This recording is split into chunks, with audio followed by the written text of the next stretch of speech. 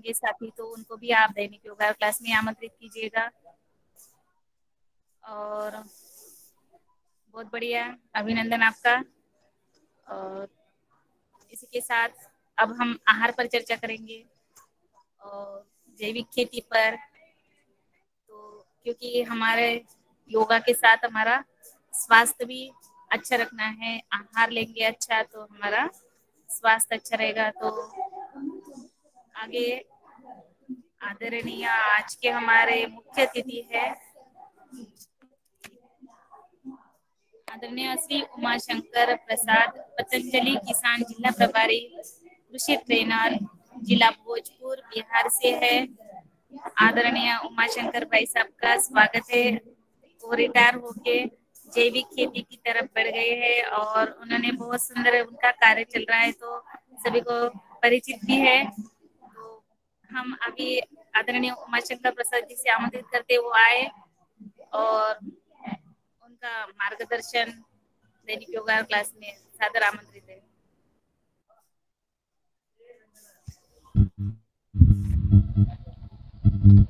बहन जी बहुत बहुत धन्यवाद। आपने योगा क्लास में हमको आमंत्रित किया। सबसे पहले सूक्ष्म रूप से उपस्थित परमेश्वर के चरणों में कोटि कोटि नमन बंदन। परम पूज्य स्वामी जी के सूक्ष्म उपस्थिति और आचार्य जी के चरणों में कोटि कोटि नमन बंदन।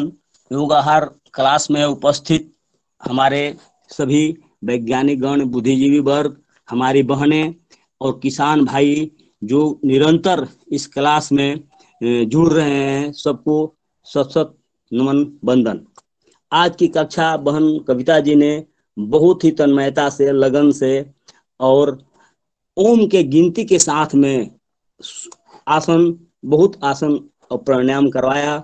हम लोग सभी जुड़ करके कर करके और लाभान्वित हुए और हो रहे हैं। हम पुनः बहन जी से आग्रह करेंगे कि वो अपने क्लास में जुड़ते रहें और बहनों को भी निरंतर जोड़ने की प्रयास करें, क्योंकि आज की कक्षा 487वां दिन है। हम लोग 487 आदमी नए नए चीफ गेस्ट और योग आहार के माध्यम से योग शिक्षक के रूप में उपस्थित हुए, मगर फिर भी हमारी जो काउंटिंग है वो 50 तक नहीं जा पाती है डेली में।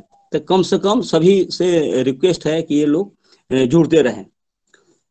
मैं कोई चीफ गेस्ट नहीं हूं, पर एक योगाहार सभी किसान समृद्धि कार्यक्रम के मुहिम जो चल रहा है, जो एक देश और विश्व को योगमय, आयुर्वेदमय और कृषि एवं ऋषि की परंपरा को पुनः स्थापित करने के लिए भारत में स्वामी जी के जो आह्वान चलाया गया है, उसमें हम एक सिपाही का कार्य कर रहे हैं और कोशिश है कि हम इसमें निरंतर बरकरार रहें और इस कार्य में संलग्न रहें। हमने 30 साल सेना में सेवा देने के बाद 2010 में रिटायर हुए। रिटायर होने के बाद पुनः हमको सेवा करने के लिए सर्विस मिल रही थी, मगर हमने उसको नहीं अपनाया। हमने सोचा कि नहीं, हम बाकी समय जो देश में बाहर बॉर्डर पर रह करके जो सेवा किया, अब अंदरूनी देश की हालात बहुत खराब है, विधि व्यवस्था बिगड़ रही है। हम जितना भी हो सकता है सूक्ष्म रूप से और उतना ही सेवा हम अंदरूनी रूप में करेंगे। इसी क्रम में हमारा 2012 में बैसाखी के शुभ अवसर पर हरिद्वार में स्वामी जी के सानिध्य में जाने का अवसर मिला और हम जाकर के वहां से जुड़े। फिर हमने जाकर के प्रखंड प्रभारी और हमको जिला प्रभारी का दायित्व मिला, जिससे हम प्रत्येक साल में 1 या 2 बार स्वामी जी के सानिध्य में वहां हरिद्वार जाते रहे और उनसे प्रेरणा ले करके हमारे यहाँ भोजपुर जिले के अंदर में योग प्रचारक के साथ हमने बहुत से गांवों में जाकर के योग करवाया। और योग के साथ साथ स्वामी जी का दिशा निर्देश था कि शाम का योग के ऊपर, आहार के ऊपर, खेती बाड़ी के ऊपर जिस तरीके से चर्चा चला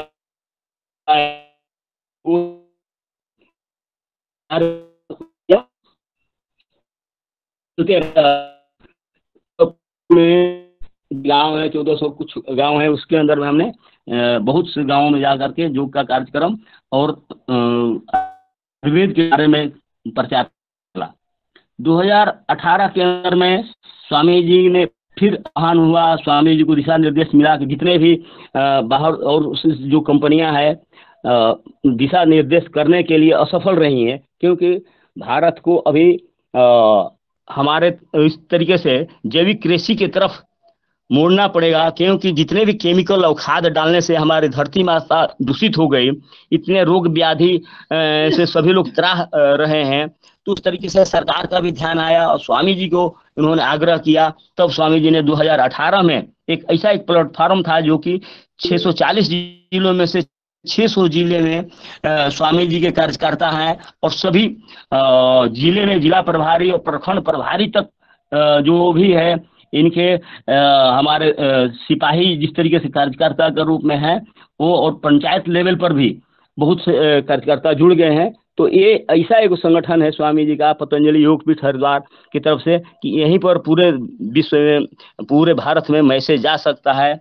इसलिए इन्होंने, मोदी जी ने इस तरीके से आह्वान किया और 2018 में पूरे देश के किसानों ने करीब 4000 से 5000 4000 तक भी किसान आए और उन्होंने 5 दिन का जो कार्यक्रम चला, स्वामी जी आए और पूरे दिल्ली वगैरह से भी कृषि मंत्री और उनके वरिष्ठ आदमी लोग आए और उनका स्वामी जी से हुआ कि नहीं, आप कृषि के माध्यम में भी आप इस तरीके से बीड़ा उठा करके और कार्य करेंगे। तब जाकर के इन्होंने 18 और 19 में जाकर के सहयोग प्रशिक्षण शिविर जिस तरह से जो चल रहा था उसी आधार पर कृषि ट्रेनर के बहाली हुआ और इस तरीके से वो प्रचार प्रसार चला और हमने उसके अंदर में भाग लिया।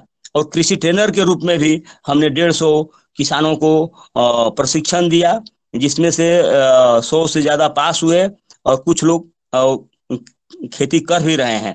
तो इस तरीके से उस आह्वान में 19 के बाद फिर 2 साल कोरोना आ गया। कोरोना के अंदर में सब कुछ गतिविधि बंद हो गई। फिर भी हमने कोरोना काल में भी जो है कि इस प्रकार इस मुहिम को, खास करके योग के मुहिम को हमने सुचारू रूप से चलाते रहा, क्योंकि गांव में हम डरते थे कि अगर हम योग कर रहे हैं, प्राणायाम कर रहे हैं, हमारा सोच विचार बहुत अगर अच्छा है, सात्विक है, तो हम किसी से डरने की जरूरत नहीं। हमको योग कोरोना कुछ नहीं कर सकता है। कोरोना एक छोटा सा सूक्ष्म वायरस है जो कि सर्दी जुकाम करता है। 2.5 से 3 दिन पहले सर्दी जुकाम होता था और आजकल के कोरोना काल में 5 दिन तक रुकता था। तो हम किसी से न डरे। हम विदाउट किसी को सर्दी जुकाम हुआ है, विदाउट मास्क, विथ मास्क रहते हुए भी हमने सेवा किया और उनको जाकर के बताया कि नहीं, हमारा सुबह शाम जो आपका आहार है, जो चाय है, उसमें काढ़ा वगैरह आप पीजिए, तुलसी जी, काली मिर्च, चतपता और लौंग वगैरह डाल करके, हल्दी वगैरह डाल के और उसका काढ़ा पिए। और हम लोगों को पिलाया भी, बताया भी। और इस तरीके से कोरोना काल के जंग में भी हमने खुद स्वस्थ रहते हुए बहुत लोगों को प्रेरणा दिया कि नहीं, हमने इस प्रकार से स्वस्थ रहना है। दूसरी रहा उस तरीके से उससे निपटने के बाद में 2019 में लास्ट में हम लोगों का जो एक प्रोग्राम हुआ कि एक साथ इकट्ठा होकर के किस प्रकार से किसानों को समृद्ध किया जाए, और इस तरीके से उसका क्लास चला, उसमें भी हमने अटेंड किया, जो पटना में चला था हमारे रवि जी के सानिध्य में। और उस पर जाकर के हम लोगों ने पटना में भाग लिया और जाकर के उसका भी प्रचार प्रसार शुरू किया। तो इस प्रकार से जो ये जो योगाहार के योग के साथ में आहार का जो समन्वय मिला, और ये जो प्रक्रिया हमारे सर के सानिध्य में, पवन सर और मुनीलाल भाई साहब के दिल में जिस तरीके से प्रेरणा आई कि हाँ, हमने ऐसे ऐसे जो पुण्य आत्माएं भारत भूमि पर या विश्व में पनपती हैं, जो कि दूसरों के कष्टों को निवारण के लिए ये आत्माएं आती हैं, और बार बार जब से सृष्टि हुआ है, जब अधर्म हुआ है, तब साधु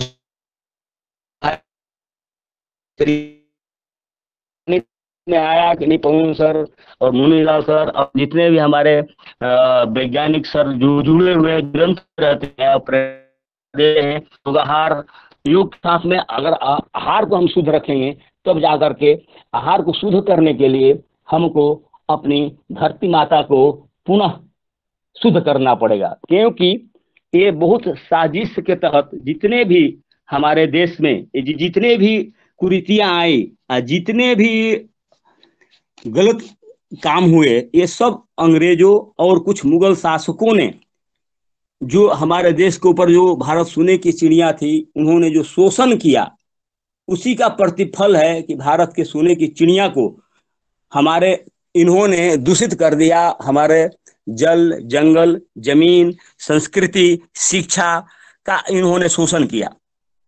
सबसे पहले मैकाले की जो अभी शिक्षा नीति की बात आई थी, मैकाले ने देखा कि पूरे भारतवर्ष का भ्रमण किया। उन्होंने देखा कि भारत की भूमि पर लोग सवेरे उठ करके अपने अखाड़े में जाकर के पहलवानी करते हैं, और इतने जितने भी गुरुकुल है, प्रत्येक गांव में एक गुरुकुल की स्थापना थी, जहां पर कि जिस प्रकार से भगवान राम, भगवान कृष्ण गुरुकुल में जाकर शिक्षा अर्पण करके अब इस तरीके से जो समृद्धि का कार्यक्रम चलता था, चल रहा था। भारत की सोने की चिड़िया इसी कारण थी, क्योंकि 14 वर्ष, 8 वर्ष से लेकर के 14 वर्ष, 16 वर्ष तक की मात्र 8 साल के शिक्षा में ही पूरे योद्धाओं को खेती करने से लेकर के और कृषि से लेकर के और जिस प्रकार से व्यापार से लेकर के, और जिस साइड में जिसकी रुचि रहती थी, देश की सेवा से लेकर के, जड़ी बूटी से लेकर के, समृद्धि से लेकर के,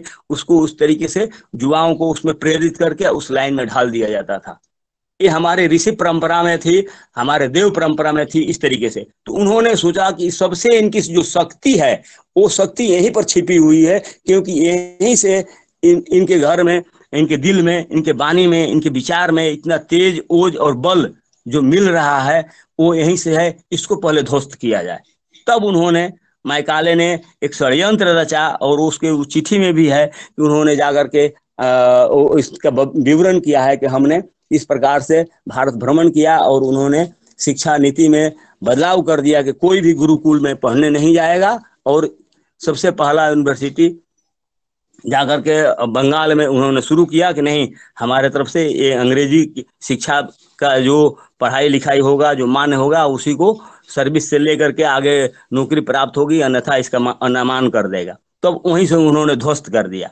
रहा सवाल द्वितीय विश्व युद्ध के बाद जितने भी केमिकल्स बने थे और जितने भी फर्टिलाइजर था, उसको उन्होंने खाद के रूप में प्रयोग कराना शुरू कर दिया, क्योंकि जब देश 1960 में हमारी स्थिति में पड़ गई थी कि क्योंकि खाद्य पदार्थ पूरा भारत में नहीं जुट पा रहा था, उस समय इन्होंने इस तरीके से केमिकल फर्टिलाइजर, उस चीज को जहर मुक्त बना करके और इस तरीके से बनाना शुरू कर दिया। विदेशी कंपनियों की बहुत बड़ा षड्यंत्र थे, और वो सब केमिकल जितने भी थे, यूरिया, डीएपी और कीटनाशक के रूप में हमारे धरती माता को अशुद्ध करने में, और प्लस लालच लोभ दे करके, एडवर्टाइज करके, गांव में मुफ्त में जा करके दे करके कि देखिए आप ये डालने से इतना उर्वरक आपका बढ़ जाएगा, ये डालने से इतना उर्वरक ये बढ़ रहा है। जिस प्रकार से अंग्रेजों ने चाय की प्रक्रिया प्रत्येक चौक पर मुफ्त में चाय पिला करके जनता को जिस प्रकार से रोग से ग्रसित कर दिया, उसी प्रकार से इन्होंने खाद को भी जाकर के इस प्रकार से आस्ते आस्ते दिखा कर, बता करके और लोभ लालच में दे करके, फ्री में बांट करके हमारे धरती माता को उन्होंने अशुद्ध कर दिया। स्वामी जी के जब जाते थे प्रत्येक साल, उन्होंने बताया कि 5 जहर से आपने निर्भीत रहना है। सबसे पहला चाय हम लोगों को 5 डिग्री सेल्सियस तक, हमने हाई एल्टी में भी बहुत चाय मिलती थी, बहुत कम यूज करते थे, चाय पीते थे, मगर इस चाय में उस चाय में बहुत अंतर था। और ये जो चाय सुबह से लेकर शाम तक सभी घरों में चाय का प्रचलन, सबसे अगर रोग होने का कारण है, सबसे पहल का जहर है चाय। 5 को जहर बताते थे स्वामी जी। उसी दिन से जब हम वहां पर सानिध्य में गए, जब जानकारी हुआ, तो हमने चाय पीना छोड़ दिया। चाय, चीनी, नमक, ये जो नमक जो अन्नपूर्णा के नाम पर, टाटा के नाम पर जो धोखा लोग दे रहे हैं, कार्रवाई कर रहे हैं विदेशी कंपनियां कि इसमें आयोडीन है, नहीं खाने से थायराइड हो जाएगा। इन्होंने जितने भी दुष्परिणाम एडवर्टाइजमेंट के साथ में जो दिया वो सब हमारे लिए, हमारे शरीर के लिए, हमारे देश के लिए सब हानिकारक हुआ। तो इस प्रकार से, इस तरीके से षड्यंत्र के साथ में स्वामी जी से बोलते थे कि हाँ, चाय पीने से रोग हो रहा है, ये चीनी खाने से जितने भी केमिकल्स वगैरह है। चीनी कंपनी के मैनेजर ने एक दिन हमने वीडियो में देखा था कि उन्होंने बोला कि जिस दिन से हमने देखा कि चीनी के फैक्ट्री से कितने जो केमिकल निकल रहे हैं, कितने हजार एकड़ में जाकर के उन्होंने ले जाकर रात को चुपके से डाला, वहां की बंजर भूमि हो गई। उस दिन से हमने चीनी खाना बंद कर दिया। तो इस चीनी के अंदर में इतने केमिकल है। जो रहा सवाल नमक, चौथा मैदा और पांचवा रिफाइन। तो ये जितने भी जिस घर में अगर पांचों आइटम अगर हम उसका लेकर के आहार के रूप में अगर हम उसको ना यूज करें तो हम कभी भी बीमार नहीं होंगे। ये सब बीमारी के षड्यंत्र के कारण इस तरीके से जो चला करके हमारे घरों में आकर के सबको हम लोग को, तो इस प्रकार से ये जो गति है, हम जहां भी रिश्तेदार में, चौपाल में, सब जगह जाते हैं, बताते हैं कि भाई पान जहर हमारे स्वामी जी का आदेश था कि इसको आप लोग छोड़ दीजिए। आस्ते आस्ते आप लोग जो आपके घर में गैस, कब्ज, एसिडिटी जो हुआ है, इसके वजह से गठिया, शुगर, थायराइड, हार्ट, बीपी, जितने भी तमाम बीमारियां हैं, ये जो हो रहा है, ये सब इसी का कारण है। तो कम से कम इस चीजों को आप लोग अवॉइड कीजिए।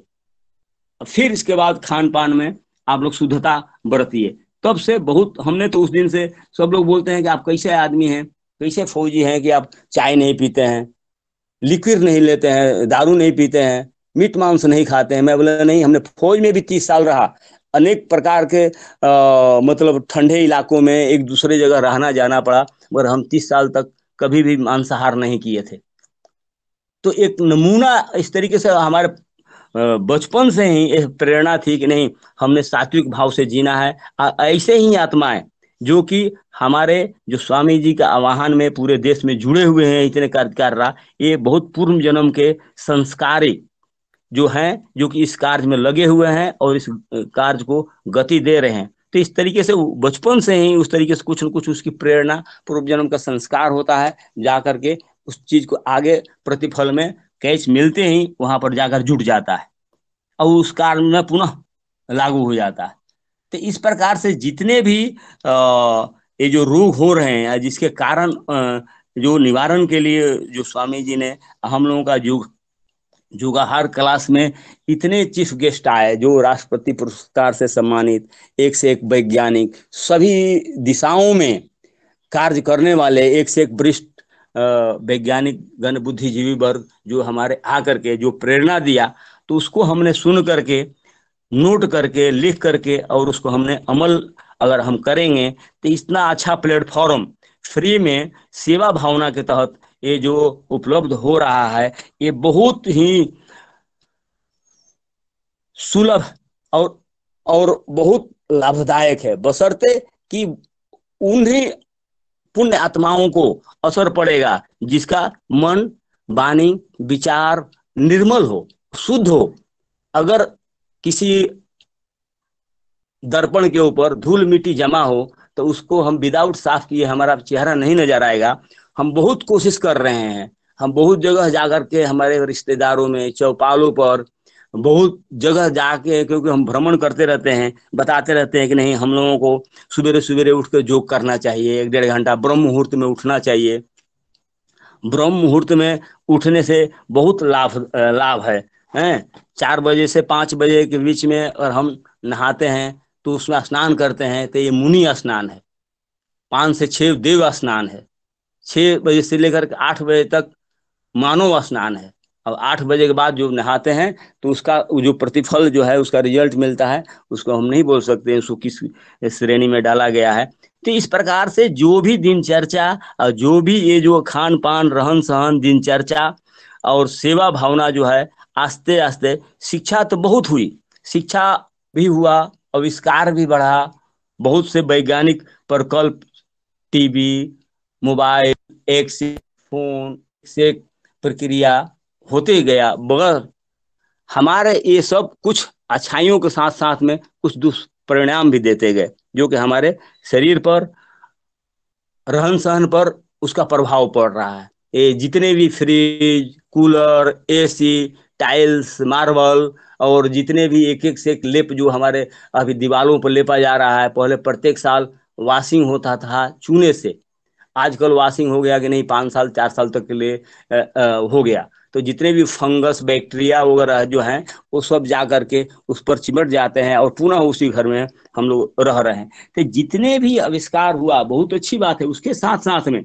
जितने भी शिक्षा के साथ में संस्कार जो खत्म हो गया, और उसी संस्कार को पुनः स्थापित करने के लिए जो अभी जो शिक्षा नीति बनी है, या स्वामी जी की तरफ से योगाहार के साथ से, योग के साथ साथ आहार, या धरती माता को हमने किस प्रकार से किसानों को आय को समृद्ध किया जाए, हमने किस प्रकार से जल जंगल और जमीन को शुद्ध किया जाए, ताकि हमारे जो भी प्रदूषण की वजह से जितने भी रोग हो रहे हैं, जितने भी मतलब बीमारियां फैली है, जितने भी आदमी के मानसिक संतुलन बिगड़ रहा है, जितने भी हार्ट अटैक से लेकर के, और जो कल बता रहे थे सर कि सुसाइड के जो 1,64,233 किसान जो है आत्महत्या से जो मर रहे हैं, तो इस तरीके से ये खान पान, रहन सहन, हवा प्रदूषण, जल प्रदूषण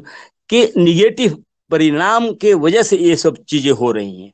तो जब तक हम योग के साथ में आहार को शुद्ध करने के लिए हम धरती माता को जब तक जैविक खेती के साथ, प्राकृतिक खेती के साथ पुनः आस्ते आस्ते कन्वर्ट नहीं होंगे, तब तक हमारा धरती माता, जल, एक दिन सर वैज्ञानिक बताए थे कि हाँ, जो भी जिस तरीके से जल संरक्षण नहीं हो रहा है, जितने भी 4 फीट 5 फीट के बाद में जितने भी केमिकल का एक परत लेयर जम जाता है, जो कि हम धरती माता में जल जाता है, सोख करके नीचे जमीन के अंदर में नहीं जाता है, उस परत को तोड़ने के लिए हमको पुनः धरती माता को शुद्ध करने के लिए हमको पुनः जैविक खेती पर आना पड़ेगा, और आ करके धरती माता को शुद्ध करके, और तब इस तरीके से आस्ते आस्ते 3 साल टाइम लग जाएगा। और लग रहा है, हमने भी इन साल से, पिछले साल से भी कुछ शुरू किए थे, भाई साहब ने जाकर एक बार खाद डाल दिया था।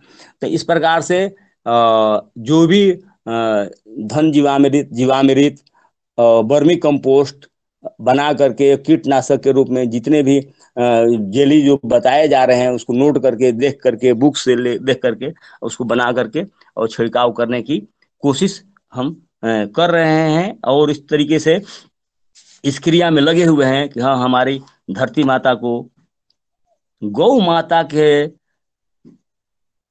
से प्रेरणा लेकर, गौ माता के आशीर्वाद से, गौ माता को घर में पालन करके, गाय के गोबर मूत्र मिला करके, और जो भी इस तरीके से गुड़, बेसन और पेड़ की मिट्टी के नीचे मिट्टी मिला करके और शुद्ध करके हम उसको छिड़काव करें, निरंतर 15 दिन के बाद में ही छिड़काव करें, तो उसमें हमारा आस्ते आस्ते जो धरती माता शुद्ध होगी, जल भी शुद्ध होगा, और आस्ते आस्ते जितने भी प्रदूषण हो रहे हैं, जितने भी जिस प्रकार से अभी सुनने में आया कि इतने किसान आत्महत्या क्यों कर रहे हैं, क्या कारण है, तो अगर हम जाने में और अनजाने में गलत काम कर रहे हैं तो उसका परिणाम हमको ही भोगना पड़ेगा।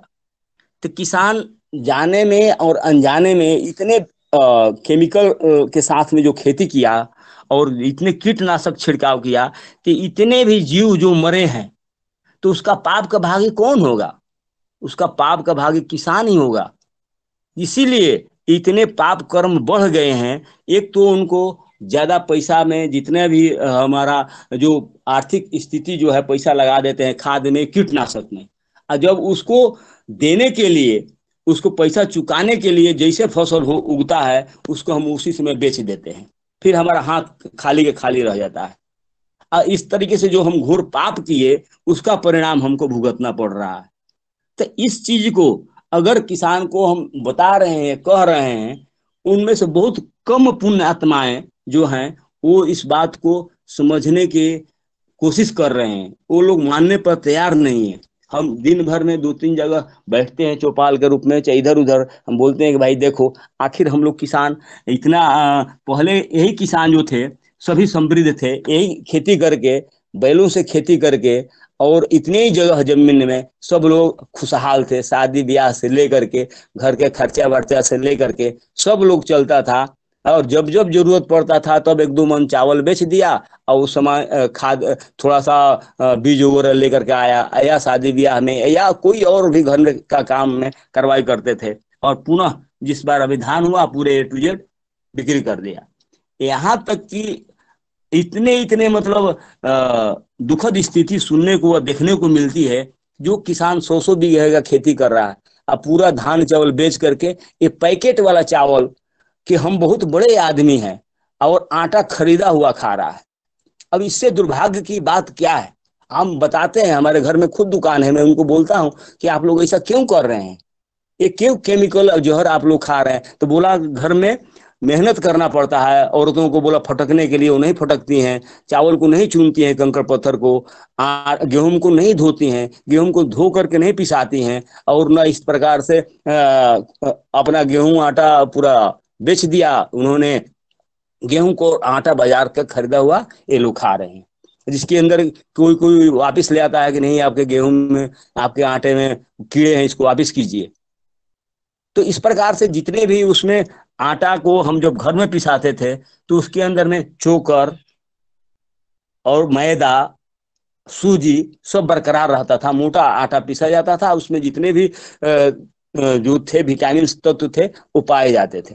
आजकल के आटा में पूरा A to Z सब पूरा फैक्ट्री से छना जाता है, और चावल पर पॉलिशर मारा रहता है, दाल पर पॉलिशर मारा रहता है, प्रेशर कुकर के अंदर में खाना बनता है, गैस के ऊपर खाना बनता है।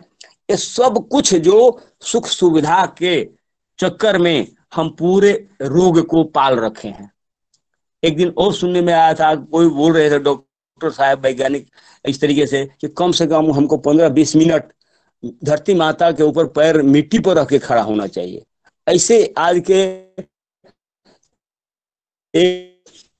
140 करोड़ से जनसंख्या में बहुत ऐसे लोग जो हैं जिसको माटी का दर्शन भी नहीं होता है, 1 सेकंड के लिए भी मिट्टी पर पैर नहीं पड़ता है उनका, तो उनका शरीर क्या कहेगा? ये जो माता के सानिध्य में नहीं जाने से जो केमिकल फैक्ट्री का है, दिन भर टाइल्स, दिन भर AC, गाड़ी में घूमना, उसका शरीर क्या बोलेगा? उसके शरीर के अंदर में बिख नहीं भरेगा तो क्या हो सकता है? तो इसी तरीके से हमारे खुद रिश्तेदारों में बहुत से लोग इस तरीके से बीमार हैं। आपने एक दिन में चर्चा भी किया था, मुनीलाल भाई साहब को मालूम भी है कि मैं उस दिन पूछा था कि एगो भगिना की हमारी मृत्यु हो गई सिर्फ पीलिया हो जाने से। हम उनके घर गए, बताए कि ये जो 2-3 नुस्खा है जो इसको इस तरीके से आप इसको पी लीजिए, मैं दे रहा हूँ, मैं खुद उसको पालन कर रहा हूँ, तब आपको मैं दे रहा हूँ। तो बोल रहे नहीं, इतना इसका इनके अंदर में प्रभाव, इतना बैक्टीरिया बढ़ा हुआ है, इतना बढ़ा हुआ है, ना हमको देने दिए, और फिर मात्र 2 दिन वहां रह करके मैं वापिस आ गया। मेरे को मालूम था कि रिजल्ट क्या होगा। तो इस तरीके से जितने भी ये जो दुष्प्रभाव है, यहाँ के हवा में भी, वातावरण में भी इतने केमिकल्स हो गए हैं कि आदमी को बताने कहने के बावजूद भी उनके दिमाग पर असर नहीं पड़ रहा है और न मानने के लिए तैयार है। तो इसलिए हम लोगों को बहुत ज्यादा जो जितने भी ये जो सेवक हैं, जितने भी हम सिपाही जो हैं इस क्षेत्र में कार्य कर रहे हैं, सनय सनय कोई बात नहीं, 1 बार 2 बार 3 बार प्रयास करने से हो सकता है 4थी बार 5वीं बार प्रयास पड़ जाए और उनके दिमाग में उस तरीके से परिवर्तन आ जाए। एगो फिर छूटा उन्हीं का एक भाई है जो कि पुलिस में सर्विस करते हैं, उनको गैस का प्रॉब्लम है, और उनको जा करके भी चेक कराया तो गैस्ट्रोसिस हो गया, हर्निया हो गया, छोटा सा हर्निया। तो जो जितने भी है पेट के खराबी की वजह से ये हर्निया और अपेंडिक्स और जितने भी बीमारियां होती है वो हम बता रहे हैं, बोल रहे हैं, फिर भी नहीं माने। कल चले गए लखनऊ दिखाने के लिए। तो जो जितने भी दुख दर्द जो है हम घूम रहे हैं, देख रहे हैं, समझ रहे हैं, ये पुनः जागृत करने के लिए हमको आस्ते आस्ते, मैं इन साल खेती कर रहा हूँ, मैं उनको बोला कि जितने भी गेहूं चावल होगा सभी रिश्तेदारों के यहाँ हम इसको देंगे। कम से कम ये तो अभी जो भी बीमारी हुआ, बीमारी से मौत जो हो रहा है, तो उसका कम से कम इतना दुख तो नहीं हमको उठाना पड़ेगा। फ्री में कम से कम ले जा करके उसके बदले में कुछ भी हमको इन लिeu में मिल जाए गेहूं और चावल को यहाँ से ले जा करके उनको, जिसके यहाँ खेती नहीं होता है, खेती जितने भी लोग कर रहे हैं सभी रिश्तेदार सबको उनको हम बता रहे हैं, बोल रहे हैं कि नहीं आप लोग देखिए इसका परिणाम क्या हो रहा है, आप इस तरीके से इस चीज से आप लोग बचने की कोशिश कीजिए, और ये जहर मत खाइए, आप लोग भैंस मत पालिए, गौ माता को पालिए। हम परसों जाकर के एक मेला में गए थे, बगल में एक मेला लगता है, वहां पर हमने पूरे मेला में जाकर घूम दिया। देसी नस्ल की सिर्फ एक गाय जो थी दिखाई दी, वो भी 3-4 बयान थी, वो भी पूर्ण रूप से देसी नहीं थी। तो इतना हमने अपनी माता को अशुद्ध कर दिया है, जो कि गौ माता, धरती माता, जिससे हमारा जीवन चक्र चल रहा है, जब सब चीज प्राप्त हो रहा है तो एक एक पल जगह शुद्ध नहीं है, तो हमारे परिणाम क्या मिलेगा, हम क्या सुख का अनुभव कर रहे हैं, अपने जीवन को अच्छा सोचने के लिए कर रहे हैं। इसके लिए हम लोगों को सबको मिल करके ये जो प्लेटफॉर्म जो योगाहार किसान समृद्धि कार्यक्रम के तहत सभी के सानिध्य में जो करके जो कार्यक्रम चल रहा है, पुनः रोज आह्वान होता है कि हाँ एक किसान 2 किसान को हमने नए किसान को जोड़ने की प्रक्रिया करें। कम से कम इतने आदमी, कम से कम 30, 40, 42 आदमी कभी कभी ज्यादा से ज्यादा जुड़ते हैं, तो एक एक 2-2 आदमी भी अगर हम जोड़े कहें तो उस तरीके से बोल रहे हैं, कर रहे हैं, प्रयास कर रहे हैं। हमारे साथ में बहुत से रिटायरमेंट जो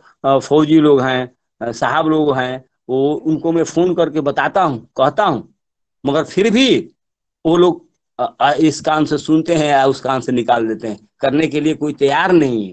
क्योंकि इतने मानसिकता जो है इतने प्रबल हो चुकी है, गलत कामों में लिप्त हो रही है, कि जब तक वो स्वामी जी वहां पर बोलते थे ना कि बार बार वहां पर क्यों बार बार हरिद्वार में बुलाया जाता था, वहां से जब हम चार्ज होकर 5 दिन या 3 दिन क्लास से वापिस आते थे तो 2 महीना 3 महीना बहुत अच्छी ढंग से काम करते थे, क्योंकि जो उसका असर जो था उसका कार्य कर चलता था।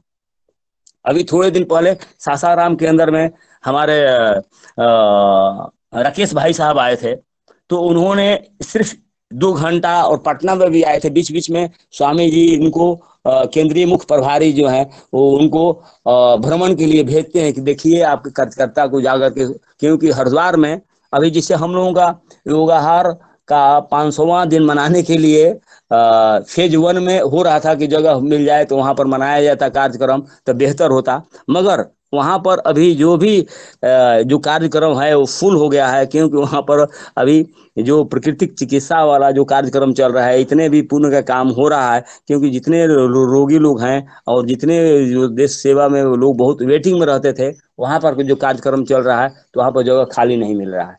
तो इसके वजह से जो चार्ज हो जाते थे हम लोग साल में 1-2 बार जा करके, तो वहां पर आकर के पुनः काम करते थे, उस प्रक्रिया को स्वामी जी ने कन्वर्ट कर दिया। हरदम केंद्रीय प्रभारी को 3 महीना 6 महीना पर भेजते हैं कि नहीं आप जाइए प्रत्येक राज्य में, और 2-4-5 जिलों को सभी कार्यकर्ताओं को इकट्ठा करके और आप उनको उद्बोधन दीजिए, प्रेरित कीजिए कि नहीं आप लोग भाई जिस मिशन से आपको भेजा गया था, जिस मिशन को आपने फैलाना है, जिस मिशन को आपने कार्य करना है, उसमें आप लोग निरंतर गति रखिए। ये पुण्य का काम है। अगर हम किसी एक आदमी को अगर योग के माध्यम से जोड़ देते हैं तो जो भी उनकी जिंदगी, जो भी सांस, जो उनके रोग से होने की वजह से जो मृत्यु हो जाती, जो उनके घर परिवार को उनका जिंदगी बच गया, लाभ मिल रहा है, तो उसका पुण्य का भागी कौन होगा? जो इसने प्रेरणा दिया है, जिसने उस रास्ते पर डाला है, वो उस तरीके से उसको पुण्य का भागी होगा। कुछ परसेंटेज वो बताए थे, LIC के उदाहरण भी दिए थे कि LIC के एजेंट जो ऊपर वाले अधिकारी हैं उनको मात्र 1 पॉइंट कुछ पॉइंटों में भी अगर मिलता है पूरे देश में तो उनको काफी पहुंच जाता है। इस प्रकार से उन्होंने पुण्य के बारे में बताया कि हमने ऐसा नहीं देखना है कि हाँ हम हमारे जिला प्रभारी या राज्य प्रभारी ने हमको कोई देख रहा है, नहीं देख रहा है, हम इस कार्य को लगे हैं तो कोई हमको शाबाशी दे रहा है।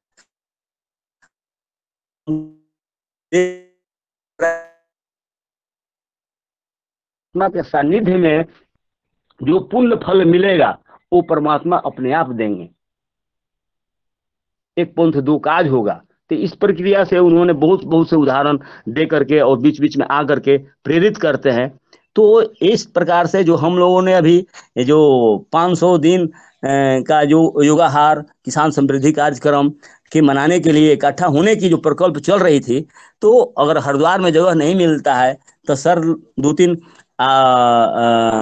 जैसे कृष्ण जी, शरद जी और प्रवीण जी ने नर्मदापुरम में माँ नर्मदा के सानिध्य में वहां पर अगर इस प्रकार से 80 एकड़ में जो खेती हो रहा है, अगर वहां पर इसका अगर व्यवस्था सभी से मिल करके कार्रवाई हो जाए तो सबको देखने के लिए, घूमने के लिए और एक साथ नजदीक से रह करके कुछ प्रेरणा का स्रोत मिल जाएगा और अति उत्तम रहेगा। क्योंकि साल में कम से कम एक बार नहीं तो 2 बार भी जिस प्रकार से बच्चों को एग्जाम 6 माही या ईयरली लिया जाता है, तो उसमें क्या हो, उसको जो भी गुणवत्ता, जो भी उनकी कमी बेसी, जो भी उसका परीक्षण हो जाता है कि क्या आधार पर काम हो, या नजदीक जाने के बाद में जो ऊर्जा मिल जाती है। एक हम योगा एक अकेले करके देते हैं आज और 20-25 आदमी के बीच में करते हैं, तो वहां पर जोश खरोश, वहां पर 100, 150, 200 आदमी इकट्ठा हो जाते हैं, तो वहां पर उनकी शक्ति मिल जाती है और भी तन्मयता से करने के लिए उनकी जो शक्तियां हैं उसमें प्रेरित करती है और शक्ति मिल जाती है, उद्बोधन करता है आदमी और मन लगन से करता है। तो इस प्रकार से जो प्रक्रिया जो चल रहा है, सबके दिल दिमाग में बात हो रही है और अच्छा प्रेरणा हुआ, तो इसको मिल करके सब एक जगह मनाया जाए तो अति उत्तम रहेगा। और इन्हीं सब के साथ में अपनी मैं अभी वाणी का मैं विराम देता हूँ। और जो भी अगर हमने बोला कहा कुछ त्रुटि हो गई, कुछ कमी बेसी हुई हो, तो हम सभी से क्षमा प्रार्थना।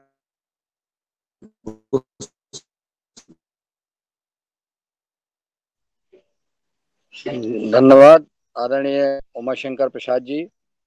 और आपने अपने जीवन में अपने आर्मी की जो भारतीय सीमा पर जवान के रूप में जो सेवा दी है, और उसमें भी आपका आहार आपने शुद्ध रखा, ये बहुत बड़ी बात है आपके लिए ऐसे, क्योंकि वहाँ सेना में निश्चित है कि आहार का सात्विक आहार का सेवन ही नहीं, सारे प्रकार के आहार और नशा ये दिए जाते थे।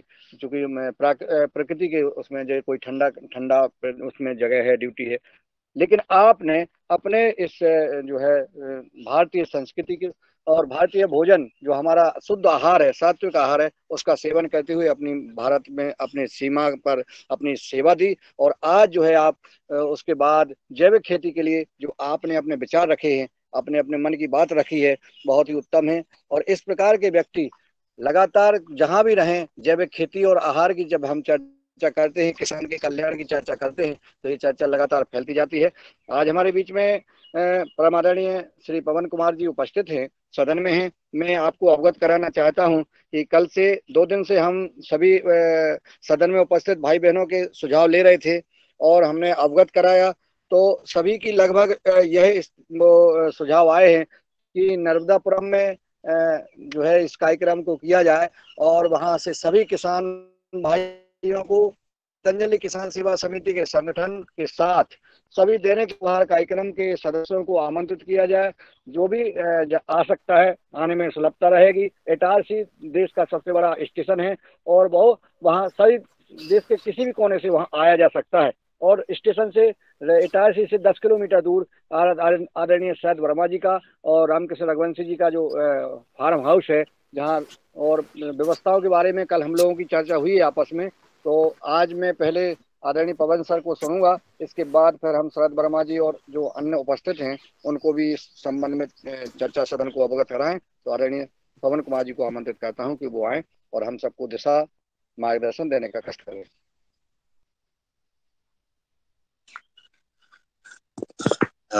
ओम, सभी को नमस्ते, सुप्रभात।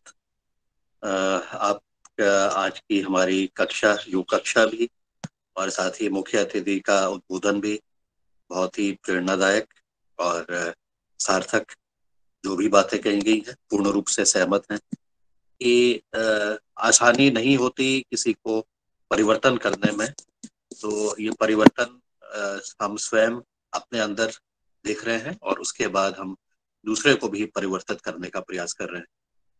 पिछले कुछ दिनों पर हमने जब पोषण के ऊपर बातचीत की थी तो मैंने इसके बारे में बताया था कि हम जो पोषण है वो केवल अपने आप तक ही सीमित नहीं रह के सारे जितने भी प्राणी मात्र हैं सबके पोषण की हम बात करें।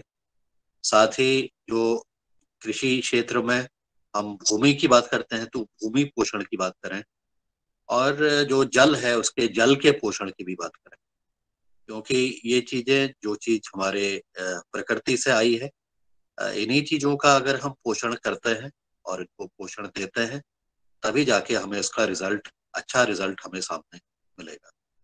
तो इस विषय को आगे लेते हुए जब 500 दिन के बारे में हम बातचीत कर रहे हैं तो हम यह भी जो सुझाव आए हैं का बहुत स्वागत है कि नर्मदापुरम पर हम एक कार्यक्रम को आयोजित करें और वहाँ पर कुछ व्यवस्थाएं बनाने का प्रयास किया गया है, जो वर्तमान व्यवस्थाएं।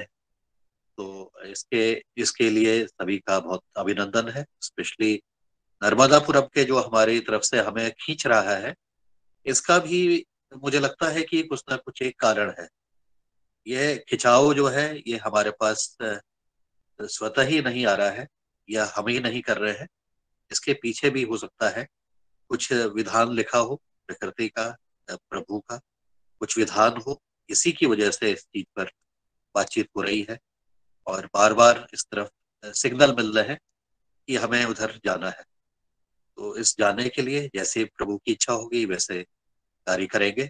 और मेरा कल जो मैं अरुणाचल प्रदेश गया था आचार्य जी के साथ, वहाँ पर एक भूमि पूजन का कार्यक्रम हुआ जिसमें पतंजलि फूड्स का जो वहाँ पर कार्य चलने वाला है, ऑयल पाम के ऊपर ऑयल पाम की शुरुआत वहाँ पर होने वाली है और इसको एक मिशन के रूप में लिया जा रहा है, क्योंकि पूरे देश का जो ऑयल पाम है अभी इंपोर्ट होता है काफी ज्यादा मात्रा में और काफी उसका एक्सपोर्ट इंपोर्ट का जो भार है वो हमारे भारत में पड़ता है, क्योंकि ऑयल पाम के मतलब कंजम्पशन उसका कम नहीं हो रहा है बल्कि बढ़ ही रहा है। और उसके लिए वहाँ की जो पाम है उसको उगाने से लेकर के उसके प्रसंस्करण के लिए वहाँ पर एक फैक्ट्री का कार्य बनेगा, अगले 1-2 साल में वो भी तैयार होगा। महत्वपूर्ण बात यह है कि आचार्य जी ने वहाँ पर अपने उद्बोधन में इस चीज पर जोर दिया कि यह पाम जो ऑयल पाम होता है उसका कल्टीवेशन, जो उसका उत्पादन है, उसका जो उगाना है, उसके उगाने का जो तरीका है, उसमें पूर्ण रूप से उसको जैविक के रूप में करने का प्रयास किया जाए। तो इस कार्य को, क्योंकि अभी तक के तो ये कार्य बहुत ज्यादा नहीं हुआ है, किसी ने भी इस तरह से नहीं किया है, बल्कि फर्टिलाइजर बहुत ज्यादा लगता है। मुझे लगता है कि हमारे द्वारा जो हमारे वैज्ञानिक हैं, हमारे जो किसान वैज्ञानिक हैं, उनके द्वारा जो पद्धति की गई है, चाहे जीवामृत है, चाहे अजीवामृत है, चाहे वेस्ट डिकम्पोजर का उपयोग है, इस तरह की अनेक पद्धतियों का उपयोग शायद हम आने वाले समय पर वहां पर भी हमें करने के लिए कुछ वहाँ की जो टीम है, पतंजलि फूड की जो टीम है, उनके साथ मिलकर के शायद हम प्रयास करेंगे कि किस प्रकार से ऑयल पाम पूर्ण रूप से जैविक उत्पादन हो और उसके प्रसंस्करण में भी अगर कोई केमिकल का उपयोग होता है तो उसको भी देखते हुए किस प्रकार से ये जो ऑयल है उस पर आधारित जो ऑयल बनेगा, तेल बनेगा, वो पूर्ण रूप से जैविक की तरफ हो। और कम से कम केमिकल फ्री तो हो ही, अगर जैविक प्रमाणीकरण नहीं भी होता है तो इस तरह से एक अलग से ब्रांड के बारे में परिकल्पना की गई है, उसकी नींव रखी गई है, उसकी आधारशिला रखी गई है, उसके बारे में लोगों से बातचीत भी हुई है और ऐसा लगता है कि लोग इसके प्रति जो जागरूकता वाली बात है, ये जो जागरूकता वाली बात कि किसान हमारा तैयार नहीं हो रहा है, लेकिन हमारा उपभोक्ता तो तैयार होने लग गया है। उपभोक्ता के मन में यह बात बिल्कुल स्पष्ट है कि हमें जैविक ही करना है। ऐसा ट्रेंड आगे की तरफ बढ़ता जा रहा है, विशेषकर कि उस तबके में जो कि जिसके पास धन ज्यादा है हाँ और वो इस तरफ आगे बढ़ने के लिए तत्पर रह रहा है। तो ऐसा अगर हम के आगे बढ़ते हैं तो निश्चित रूप से हम लगता है कि जो किसान है, अगर किसान मार्केट के आधार पर चलेगा तो धीरे धीरे परिवर्तन वो स्वयं करेगा। उमाशंकर जी, आप परेशान मत होइएगा, आपका जो प्रयास है हम जारी रखेंगे। प्रयास के रूप में हम अपने कार्य को जारी रखेंगे, फल की कामना नहीं करेंगे, उसका रिजल्ट की कामना नहीं करेंगे, लेकिन अपने प्रयास, ये जो काम, पहले तो हमें स्पष्ट है कि हम ये काम जो है ये प्रकृति के लिए है, ये हमारे अपने प्राणी के पोषण के लिए है, ये धरती माता के लिए है, ये पानी के लिए भी है, जल के पोषण के लिए भी। तो इस तरह से हम कार्य को आगे करते हुए आगे अपना काम करते रह रहे हैं। शीघ्र ही जब ये 500 दिवस होगा तो इस पर भी जो चर्चा हुई थी उसमें भी ये हुआ था कि एक बार तो मैंने कान में डाल दिया है आचार्य जी के कि हम इस तरह से आयोजन करने का प्रयास किया जा रहा है। अभी यह बताया है कि केवल ऑनलाइन कार्यक्रम है, लेकिन अभी ये जो नए डेवलपमेंट हैं उसके प्रति भी कोशिश करूंगा कि मैं इसके बारे में भी बताने का प्रयास करूं और आने वाले समय पर, क्योंकि उनका कार्यक्रम काफी व्यस्त है इस बीच में। तो अगर संभावना, मैंने कहा 5 मिनट के लिए भी आप समय देंगे तो हमारे लिए बहुत अच्छा रहेगा। ऑनलाइन मोड से ही जुड़ने का भी प्रयास कर सकते हैं। और तो इस तरह से कुछ बातें तो डाली गई हैं, अब देखते हैं कैसी इसकी आगे कार्य चलता है। तो इतना ही मुझे कहना है। तो कल की हमारी यात्रा बहुत बढ़िया रही, वहाँ के किसानों ने और वहाँ के जो सरकार ने पूर्ण रूप से आश्वासन दिया, साथ ही केंद्रीय स्तर के जो भी अधिकारी आए उन्होंने भी आश्वासन दिया है, वहाँ के कृषि मंत्री भी आए उन्होंने भी आश्वासन अपना दिया। इस तरह से ये कार्यक्रम बहुत सुंदर तरीके से समापन होके कल रात को यात्रा का समापन हुआ हमारी। और आशा करते हैं कि इस सुदूर क्षेत्र में जहाँ पर मुझे सब जगह हरियाली दिखाई दे रही थी और जहाँ पर नर्मदा नहीं, आपके ब्रह्मपुत्र का जो पानी था वो कहीं कहीं पर तो वो विकराल रूप भी लिया हुआ था, बाढ़ की स्थिति थी। और बहुत लेकिन कुल मिलाकर के बहुत सुंदर जगह, बहुत सुंदर वहाँ की वनस्पति, आबादी बहुत कम, अगर हम उत्तर भारत के साथ और जगह से तुलनात करें तो बहुत ही कम, वहाँ की आबादी भी बहुत कम, और लेकिन विकास बहुत तेजी से हो रहा है। हाईवे बहुत तेजी से बन रहे हैं, बाकी इंफ्रास्ट्रक्चर भी बहुत तेजी से बढ़ रहा है उस क्षेत्र में। तो इस दूर गामी क्षेत्र में जहाँ पर कि इसलिए कई सालों से आजादी के कई साल तक, कई दशकों तक न रोड थी, न कुछ थी, न कोई थी, अब वो भी धीरे धीरे मेन स्ट्रीम उसमें आ रहा है। और इसको हम जैविक खेती की तरफ से वहां पर लोगों के साथ अगर जुड़ते हैं तो हमारे लिए भी बहुत अच्छा रहेगा। और हमारे कई सारे साथी जो कि जैविक खेती करते हैं कई तरीके से वहाँ के किसानों की भी मदद कर सकते हैं, ऐसा मेरा मानना है, जिस तरह से वो कार्य कर रहे हैं। और इस तरह से हम अपने अनुभव को भी साझा कर सकते हैं। इतना ही कहते हुए आज अपनी वाणी को विराम देता हूँ। नमस्कार सभी को, धन्यवाद।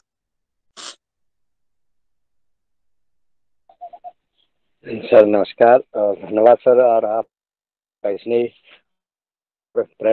और आप जैसा कहा है कि मां नर्मदा मैया की विशेष कोई कृपा है कि नर्मदापुरम इस कार्यक्रम को खींच रहा है, ये यथार्थ है बिल्कुल। कोई पहले से कोई प्लानिंग नहीं, अपने आप इसी सदन में प्रस्ताव आ रहा है। और स्वतः वहाँ से जो हमारे शरद वर्मा जी, रामकृष्ण रघुवंशी जी और हमारे प्रदीप राज वर्मा जी सहित रमेश चंद मेहरा जी और अन्य जो हमारे नर्मदापुरम के भाई हैं, वो उनकी एक अपने आप ही आकांक्षा हो रही है। क्योंकि नहीं तो लोग टालने का काम करते हैं, लेकिन वो बड़े सहज हृदय से और इसको आप सबका आमंत्रण दे रहे हैं और कर रहे हैं। कल भी मैंने लगातार चर्चा की कि इसमें हम सबको पूरी व्यवस्थाएं, वाहन की व्यवस्था, भोजन की व्यवस्था, सारी व्यवस्थाएं रुकने की, सब कुछ बोले सब कुछ होगा, अपन चर्चा कर लेते हैं। तो आज मैं इसी क्रम में आमंत्रित करता हूँ आदरणीय शरद वर्मा जी को कि वो आए और अपना विचार और रखने का कष्ट करें। आदरणीय शरद वर्मा जी।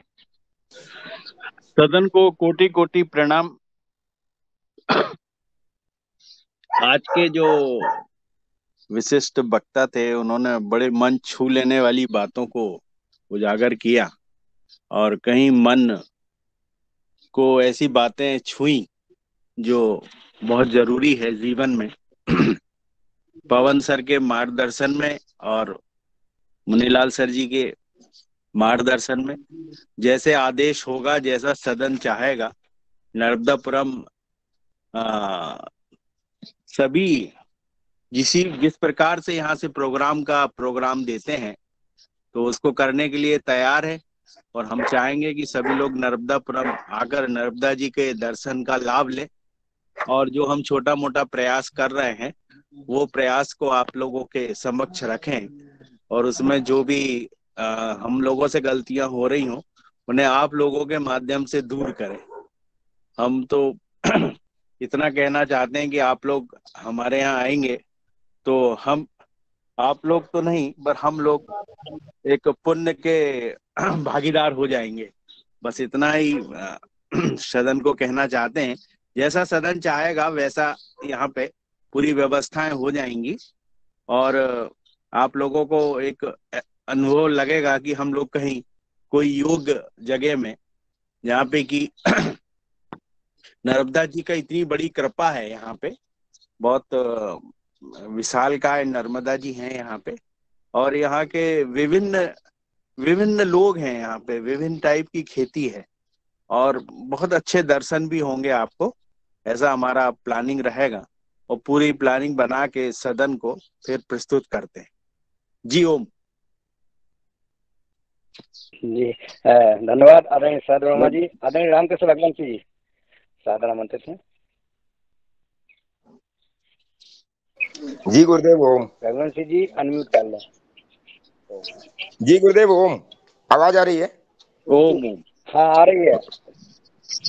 जैसे अभी आदरणीय शरद जी ने बताया, कल दीपक जी से भी मेरी बात हुई थी इसको लेके, और प्रदीप राज वर्मा जी से भी बात हुई थी। तो ये हम लोगों का सौभाग्य रहेगा कि आप लोगों के, आप जैसे महान संतों के चरण इस धरती पर पड़ेंगे तो स्वाभाविक है कि हम लोग धन्य होंगे और आपकी कृपा के पात्र भी बने रहेंगे। और जैसे हमारे आदरणीय श्री गुरुदेव मुनीलाल यादव जी, पवन सर, जैसा आदेश होगा वैसा आपके लिए सारी व्यवस्थाएं हो जाएंगी। व्यवस्थाएं तो तुच्छ हैं, लेकिन ये आप लोगों का या हमारे कोई पुण्य कर्म कहिए कि ये अचानक प्रोग्राम बना और आपकी सेवा करने का अवसर हम लोगों को मिला। अब सेवा में जितना हमसे अच्छे से अच्छा होगा वो हम प्रयास करेंगे। वर्मा जी से और ले ली थी खड़ा। हाँ आ गए जी। प्रदीप भैया भी हैं जी ओम। और उनका जी जी ओम। नहीं जुड़े तो पहले से वो जेब में रखा हुआ था। श्री ओम। आप मैं तो सिर्फ इतना कहना चाहूंगा कि आप बिल्कुल किसी भी तरह की चिंता ना करें। हम बहुत जितना बढ़िया से बढ़िया कार्यक्रम होगा वो अरेंज करेंगे, और रुकने की जहाँ तक व्यवस्था है जैसी आप चाहेंगे वैसी व्यवस्था हो जाएगी। हम लोगों के घर में भी 10-25 लोग तो आराम से रह सकते हैं। मतलब हमारा तो शरद भैया का हमारा जो घर है जो वो फार्म पे ही बने हुए हैं, खेत के अंदर ही घर है हम लोगों के। और रामकृष्ण भैया का भी खेत के मतलब लगाया घर है, तो फार्म के अंदर भी आप रह सकते हैं बहुत। और इटारसी में भी व्यवस्था कर सकते हैं। कोई व्यवस्था की तो कोई मैं समझता हूँ कोई चिंता नहीं होनी चाहिए। आप तो बस आ जाइए, बाकी तो हम सब भगवान की कृपा से करेंगे, क्योंकि नर्मदा माई है हमारे साथ। बिल्कुल किसी भी तरह बना लीजिए कार्यक्रम। जी आपका आप लोगों का दिल, आपका दिल इतना रूप कौन? जी सर रूप सिंह भैया भी हैं, उनका भी ले हाँ रूप सिंह जी दिख रहे हैं जी। आप लोगों का दिल इतना बड़ा है जिसमें जी रूप सिंह जी जी हाँ सर, हम मतलब इस आयोजन के लिए मतलब हम बहुत तत्पर हैं मतलब, और हम इस आयोजन को चाहेंगे कि अवश्य नर्मदापुरम में हो, और हम सभी इस आयोजन के विशेष अंग रहेंगे। रूप सिंह जी, वो आपके यहाँ के घी की खुशबू बहुत अच्छी आती है, तो वो इस महीने अपने घी नहीं बेचना जैविक वाला, बस मेरा इतना निवेदन है। भोजन में सारे जैविक ही रहेगा पूरा भोजन। और वो जो चावल है CSR 30 तो आपके यहाँ का ही रहेगा? जी बिल्कुल रहेगा। और सुदामा के चावल आज उधर से ही आएंगे। जी जी जरूर। आदरणीय रमेश चंद्र मेहरा जी।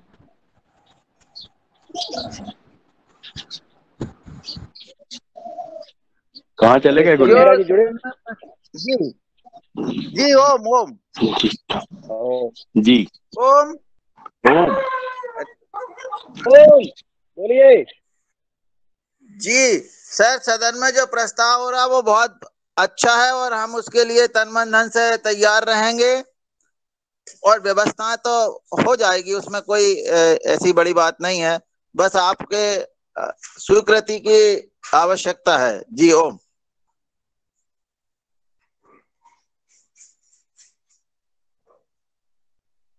जी ओम। ओम ओम।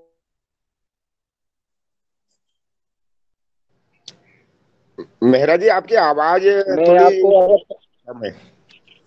कुछ परेशानी हो रही आदरणीय है पवन सर जी, टेक्निकल। आदरणीय सर पवन सर जी जुड़े हुए हैं और जी मैं आपको मेरी चर्चा जो हुई है आदरणीय शरद जी से, रामकृष्ण रघुवंशी जी से और प्रदीप राज वर्मा जी से, रमेश चंद्र मेहरा जी की आपस में, कि 400 जो 99वां दिन है, 499वां दिन और 500वां दिन, दोनों दिन का विजिट यहाँ रहेगा। और 498 दिन की रात्रि में सुबह तक सभी लोग यहाँ नर्मदापुरम में पधारें और सुबह योग करेंगे नर्मदा मैया के किनारे। भव्य तो होगा जो 10 और 19 तक ली जाएगी। दैनिक युगहर कार्यक्रम का जो योग का कार्यक्रम है वो नर्मदा जी के सेठानी घाट पर जो गायत्री मंदिर का जो प्रांगण है उसमें होगा। और उसके बाद जो है फिर हम वहाँ पे हम नाश्ता करेंगे और स्वल्पाहार लेने के बाद फिर हम विजिट करेंगे, प्रस्थान करेंगे। जैसे रामकृष्ण रघुवंशी जी का जो सैनी फार्म है वहाँ पे जाएंगे। वहाँ पे इसके बाद दोपहर में 12-1 बजे भोजन होगा। इसके बाद शरद वर्मा जी का है। ऐसा करके और फिर 1-2 और अपन ने प्रस्तावित किए हैं जो चर्चा चल रही है कि कहाँ कहाँ विजिट करेंगे। शाम को एक बैठक होगी, संगोष्ठी होगी, मध्य प्रदेश शासन और विशिष्ट अतिथियों को आमंत्रित करेंगे। भारत सरकार के अगर कोई जुड़ सकते हैं ऑनलाइन तो जुड़े, लेकिन जो ऑफलाइन है उनको हम सब आमंत्रित करेंगे। एक संगोष्ठी होगी 500वें दिन, तो कार्यक्रम लगभग 2-3 घंटे चलेगा। फैक्ट्री में और जहाँ भी जो कार्यक्रम बनेंगे आपकी अनुमति से वो कार्यक्रम करके और फिर जो है रात्रि में वापस अपने अपने जगह को प्रस्थान करेंगे। ऐसा हम लोगों का कार्यक्रम है, तो मैं आपको अवगत कराया है और आपका हम उद्बोधन चाहेंगे। इसके बाद फिर हम सदन में और चर्चा करते हैं। आदरणीय पवन सर जी। जी बहुत सुंदर कार्यक्रम है और नर्मदापुरम के जितने भी हमारे साथी हैं सबके चेहरे में उल्लास दिख रहा है, खुशी दिख रही है। तो जहां पर ये उल्लास है, खुशी है, तो हमें उस तरफ बढ़ना है, उस तरफ बढ़ेंगे। और इस कार्यक्रम को जो बनाया है बहुत सुंदर कार्यक्रम है। ये न केवल हम योग प्राणायाम की बात कर रहे हैं, चर्चा कर रहे हैं, बल्कि उनके वहाँ विजिट का भी जो कार्यक्रम है उससे साथ चल करके साथ कुछ कदम जो कुछ घंटे हम साथ रहेंगे 2 दिन में, उसमें रख के एक अलग से अनुभूति होगी। और यह इस प्रकार से जो कार्य इस तरह से बन रहा है मेरे ख्याल से बहुत सभी के लिए करीब बहुत उत्साह वाली बात है। तो इस तरफ हम बढ़ने का प्रयास करते हैं। और आज 1 तारीख हो गई है। आज केवल 12 दिन बचे हुए हैं हमारी प्लानिंग करने के लिए। मैं इस कार्यक्रम के बारे में पूज्य आचार्य जी को भी अवगत कराऊंगा कि इस तरह से भी एक कार्यक्रम योगाहर का इस तरह से नर्मदा मैया के किनारे हो रहा है और वहां से बुलावा आ रहा है। तो इस तरह से बातचीत करते हुए उनको भी अवगत कराऊंगा। और अगर वो भी वैसे तो नहीं आएंगे, लेकिन मतलब ऑनलाइन अगर वो उपस्थित हो सकते हैं तो उनसे पुनः अनुरोध किया जाएगा। आप सभी को बहुत बहुत अभिनंदन है। और इस तरह से जो ये प्लानिंग हो रही है इसकी, और सबके मन में जो आतिथ्य का भाव दिख रहा है, उसको नमन करते हुए अपनी वाणी को विराम देता हूँ। नमस्कार। धन्यवाद सर, आपकी स्वीकृति और हम सबका हर्षोल्लास बढ़ा रही है, निश्चित है। और आप परम पूज्य सिद्धेश आचार्य जी के संज्ञान में ये अवगत कराएंगे। ये कार्यक्रम का जो आगाज होगा, इसमें हम सब चाहेंगे कि जिस योगहर कार्यक्रम की दैनिक जो निर्मल ग्राम अभियान यात्रा है, जो आपके द्वारा यात्रा का नाम दिया गया था, ऐसा कुछ अपन नाम दे करके और उसको अपन ये तो कहेंगे कि 500वां योगहार दिवस है, परंतु इसको योगहार जो जैविक यात्रा का अपन नाम देंगे, ताकि किसी भी दिन कोई भी प्रदेश अगर चाहे तो इस प्रकार की यात्रा का आयोजन कर सकता है। और वो यात्रा का आयोजन जब अन्य विभिन्न प्रदेशों में होगा तो इसका प्रदर्शन ज्यादा होगा, जिससे लोग मोटिवेट होंगे कि किसानों को अपन उद्देश्य है इस यात्रा का कि कभी भी इस यात्रा को किया जा सकता है। ऐसा हम आज आपके निर्देशन में, मार्गदर्शन में और आपके सुझाव से इससे का कोई विशेष नाम दे करके और उसका बैनर वगैरह बनवाएंगे और मीडिया को सबको अवगत कराएंगे, सभी को प्रेस वार्ता होगी और पहले से ही पेपर में ये न्यूज वगैरह छपेगी, तो इसका प्रचार प्रसार अच्छा हो जाएगा, जिसका जो भारत सरकार तक और सारे देश में इसका प्रचार प्रसार होगा कि ये कार्यक्रम ऐसा चल रहा है बिना किसी इसके सुरक्षित रूप से, ना कोई सरकार है ना कोई और सुरक्षित रूप चलेगा। उसमें सभी कृषि विभाग के जो हमारे जो कौन है वो अपना कहाँ है वो पावरखेड़ा शरद जी, जी ओम पवारखेड़ा रिसर्च सेंटर है, वहाँ पर भी हाँ वहाँ पर भी तो सभी सारे कर्मचारी अधिकारियों को भी उसमें शामिल किया जाएगा, सभी होंगे तो ये ठीक संदेश जाएगा और इससे शुरुआत हो जाएगी अपने देने के हुआ कार्यक्रम की, इस कार्यक्रम की। तो चलिए आज मैं इस सदन में उपस्थित हम बहुत ही अभी करम जी चले गए क्या, झारखंड से राज्य प्रभारी जुड़े थे, हाँ शायद वो चले गए हैं। और किसी का सदन में कोई इसमें सुझाव हो तो सादर आमंत्रित है, सुझाव अपना दे सकते हैं कि और क्या किया जा सकता है। सदन में अनम्यूट करके अपना सुझाव प्रस्तुत करने का कष्ट करें।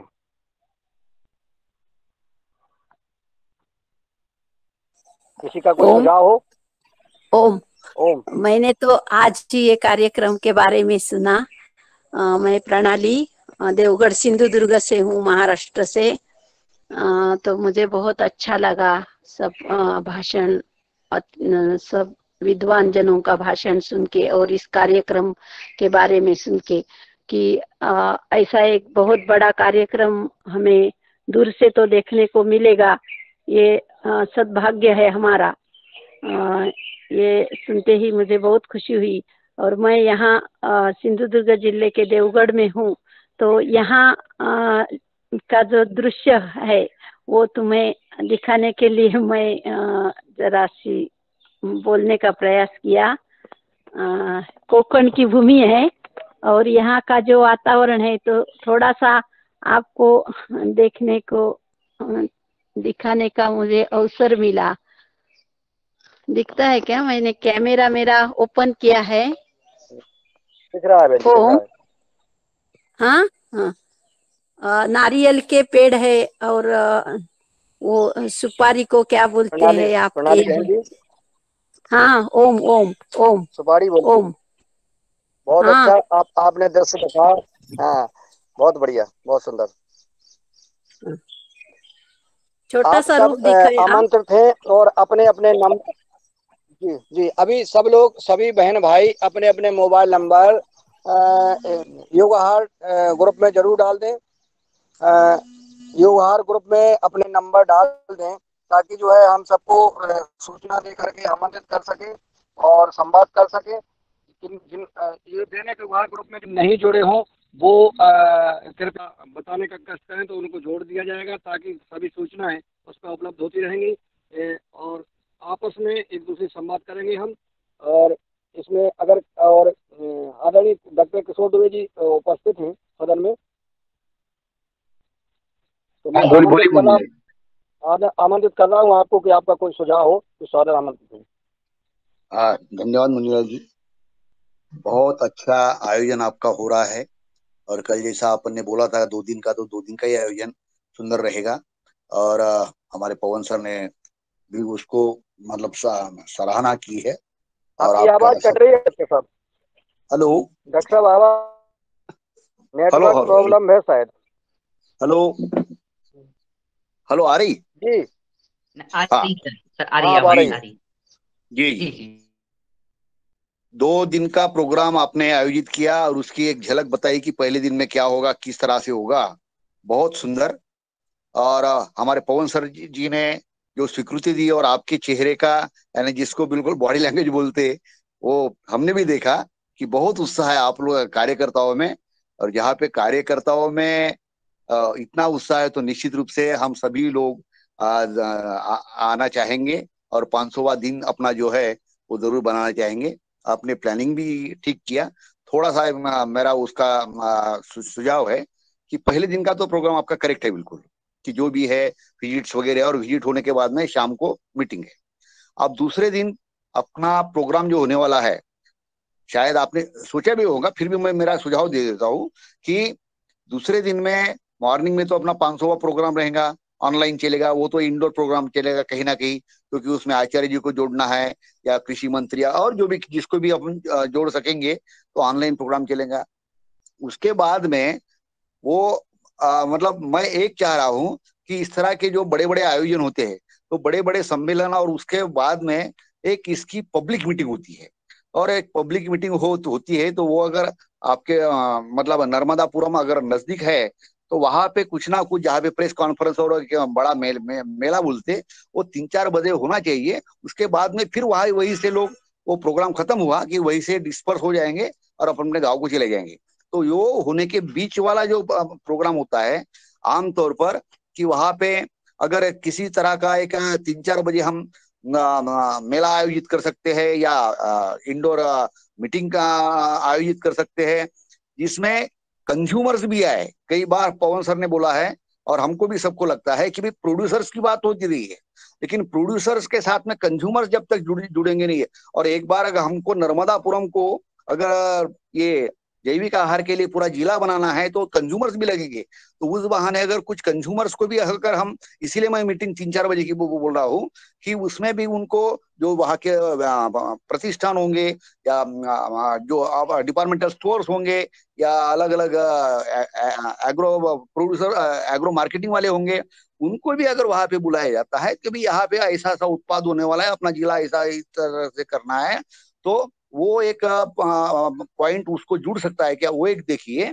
साथ ही साथ में ये मैसेज स्प्रेड करने के हिसाब से वहां पे जो महाविद्यालय है, स्कूल्स है, इनके भी टीचर्स है बोलो या प्रिंसिपल बोलो, एजुकेशन ऑफिसर को बोल के कि भाई इस तरह की एक संगोष्ठी कि केमिकल्स के क्या क्या दुष्परिणाम होने वाले हैं, तो कम से कम ऐसा एक बड़ा आयोजन हो रहा है। तो ये सुनने के लिए भाई आपके जो मुखिया है या 1-2 टीचर या अपने अपने कॉलेज से या स्कूल से भेज दीजिए, तो उससे भी यानी ये मैसेज स्प्रेड होने में सुविधा हो जाएंगी। ये बिंदु अगर जोड़ सकते तो जोड़ा जाए, ये मेरा एक सुझाव था।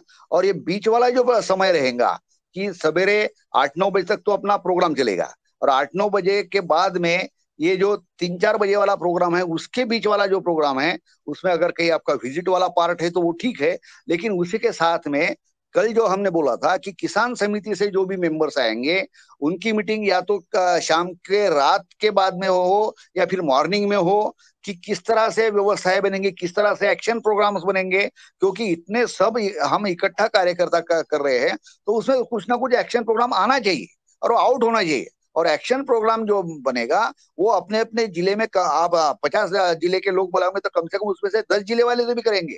तो इसकी सब चर्चा क्या हो सकता है, किस तरह से हो सकता है, और उसके क्या मायने बन सकते हैं, और किस तरह से एक्सटेंशन किया जा सकता है, इसके बारे में हमारी 1-2 घंटे की चर्चा हो सवेरे 500वें दिन के यानी प्रोग्राम के बाद में लगभग। और विजिट्स, बस ये 2 बिंदु मेरे को जोड़ना चाहता था। ये 2 बिंदुओं को किस तरह से आप जोड़ सकते हैं, कौन से समय पे जोड़ सकते हैं, आपकी जो टीम है वो टीम उस पर विचार करे। और बस बाकी तो सब ठीक है। धन्यवाद। धन्यवाद आदरणीय महत्वपूर्ण बात कही है कि हमारा जैविक महिला, उपभोक्ता, उत्पादक, नागरिक और जो अध्यापक हैं, छात्र हैं, व्यापारी हैं, वैज्ञानिक उपस्थित हों, जन जन पहुंचे, सभी वो दिन का जो 500 दिन है दिन हो,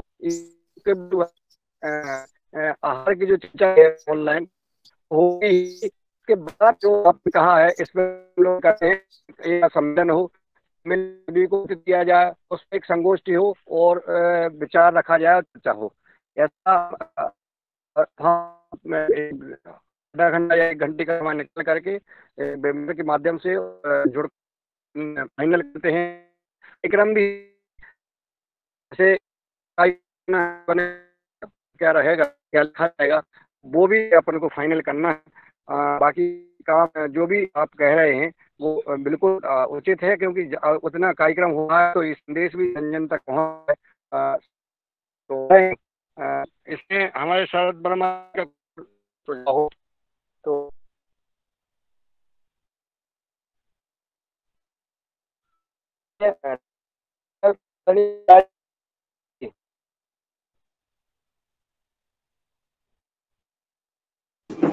गुरुदेव आपकी आवाज गोल हो गई है। आवाज नहीं आ रही सर, आवाज। आप जी मोबाइल का थोड़ा सा दिशा चेंज करेंगे तो शायद साफ आ जाए। मेरी आवाज नहीं आ रही है? अब आ रही है, अब आ रही है। कट कट के आ रही है। मैं आदरणीय दिनेश जी सेमवाल जी को आमंत्रित कर रहा हूँ कि आप भी अपना सुझाव दें, क्या हो सकता है अच्छे से अच्छे। जी बहुत ही सुंदर जी, धन्यवाद सर। प्रणाम और सुप्रभात एक बार पुनः। आदरणीय ठाकुर साहब भी कुछ कहने वाले हैं। हाँ, मैं ये जोड़ना चाहूंगा कि मेरा एक निवेदन है सर, मेरा एक निवेदन है जी, जो चीफ गेस्ट जो है मुख्य अतिथि की श्रेणी में आचार्य देवव्रत को भी बुलाया जाए, क्योंकि वो हिमाचल प्रदेश के राज्यपाल रहे हैं और गुजरात के भी राज्यपाल हैं अभी। इस संदर्भ में हमारे दोनों राज्यों को एक अच्छा संदेश जाएगा। ठाकुर साहब ने बिल्कुल सही कहा। मैंने देवव्रत जी को यहाँ पे हमारे आदरणीय सीएम साहब हैं शिवराज सिंह चौहान जी की मीटिंग में सुना है उनको। मैं भोपाल गया था अभी, और वो भी ऑर्गेनिक जैविक खेती पे बहुत अच्छा काम कर रहे हैं और उनके बहुत अच्छे अच्छे फार्मूले हैं, तो उनका भी सानिध्य मिलेगा तो ठीक रहेगा। बहुत सुंदर सुझाव है। धन्यवाद। कल भी सुझाव आया था आदरणीय राज्यपाल जी का, तो इस पे विचार करते हैं। सदन सुन रहे हैं, हमारे पवन सर जी सुन रहे हैं, ये बहुत अच्छा रहेगा। और सीएम भी साहब भी सहर्ष तैयार हो जाएंगे। हमारे पटेल साहब से आज चर्चा करके कृषि मंत्री जी से, और फिर आज हम सब शरद भैया हम लोग सब बैठ के आज चर्चा करेंगे। पहले अपना कार्यक्रम बना लें अपन, फिर जो है उनको अवगत कराएं। तो पहले कार्यक्रम और हम सब मिलके पहले अपना कार्यक्रम तय कर लें, और फिर हम जो है इसको किन किन को बुलाना है, कौन कौन आ सकता है, किसको समय है, किन को नहीं है, ये अपना काम कर लेंगे। ठीक है ना? तो इसमें ये रहे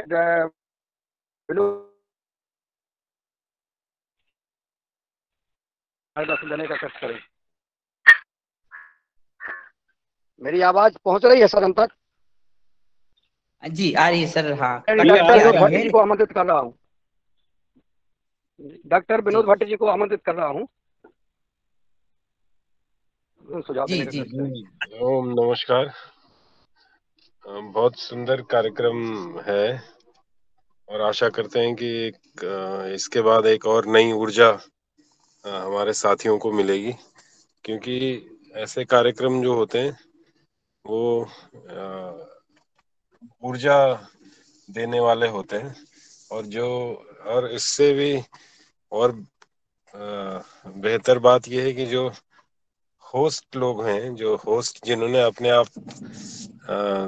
स्वेच्छा से होस्ट बनने की वो रखी है, तो उनके चेहरों की मुस्कान से और ये बेहतर और ये प्रोग्राम और बेहतर हो जाएगा।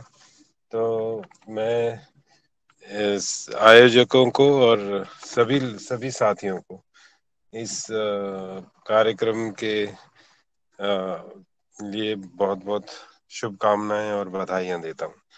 ओम नमस्कार।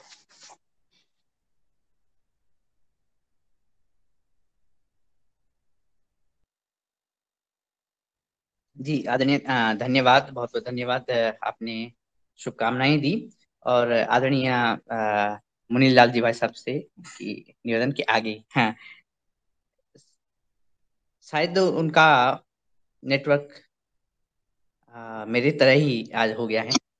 आदरणीय रावत जी रावत साहब का भी लीजिए ना। रावत साहब कहाँ पे आदरणीय हैं? रावत जी से निवेदन है कि वो सुझाव रखें। ओम सभी को मेरा नमस्कार। अभी तो बहुत चर्चा हो गई इसमें, और जो प्लानिंग हो रही है मेरे ख्याल से मध्य प्रदेश की मीटिंग की ये 500 वहाँ जो योगाहार का दिवस है वो मनाने की, तो इससे मैं तो सहमत हूँ। ये देखना पड़ेगा कि सभी जगह से लोग किस तरह से पहुंचेंगे, तो इसकी डिटेल पता करनी पड़ेगी। और मैं तो काफी उत्साहित हूँ कि अगर वहाँ होता है तो क्योंकि काफी वहाँ पे शरद जी और रघुवंशी जी कुछ अभिनव प्रयोग कर रहे हैं, बहुत सारे काम भी कर रहे हैं, और उसे देखने का मौका मिलेगा। तो मेरी तरफ से तो मैं तो सहमत हूँ इससे कि और अगर वहाँ हो इस तरह से होता तो बहुत अच्छा है। ये देखना पड़ेगा कि किस तरह से कैसे हम वहाँ जा पाएंगे, किस तरह से व्यवस्था होगी, तो इसके बारे में भी डिटेल बात करेंगे आगे। अब मैं थोड़ा सा बीच में कट गया था, मैंने बहुत ज्यादा सुना नहीं, लेकिन बात मैं यहीं पे अपना यही मतलब मेरा सुझाव है कि ये रघुवीर भैया सही जी रघुवीर भैया, आज तो खाली इटारसी जो रेलवे स्टेशन है, इटारसी जी जी जंक्शन तक मैं आने की आ रखा व्यवस्था। हूँ इटारसी से, कई दफे गुजरा हूँ। बस बस, तो फिर इटारसी आ गए मतलब आप घर पे ललितपुर आ गए। ललितपुर के बाद ये इटारसी आता ना, ललितपुर हो गया ना ना ना, अगर कौन से ना रूट ना से आएंगे आप? सॉरी, ललितपुर के बाद तो वो आता है, हाँ फिर बीना के बाद इटारसी तो काफी आगे है, वो तो बिल्कुल काफी हाँ, आगे। वो तो भोपाल के पास है इटारसी। हाँ, भोपाल आएगा, भोपाल के बाद होशंगाबाद के इटारसी, अगर इस रूट से आते हैं तो आप। पहले भोपाल आएगा कि इटारसी आएगा? पहले भोपाल आएगा और फिर है इटारसी। फिर इटारसी है। अच्छा आप तो कोई भी ऐसी ट्रेन देख लें जिससे इटारसी उतर जाए। इटारसी में शरद भैया का घर है, हमारे पास में भी है, हम लोग सब वहाँ आपको मिल जाएंगे। अच्छा ठीक ठीक खाली ट्रेन ठीक में बैठ के आ जाना, उतार हम लेंगे आपको। ठीक है जी जी जी, बहुत बहुत धन्यवाद। अपने मोबाइल नंबर और अपना वो जरूर डाल दें ताकि हम सब उनको बात कर सके, और वो हम जो और जो 13 तारीख को 12 तारीख की रात में 13 सितंबर की सुबह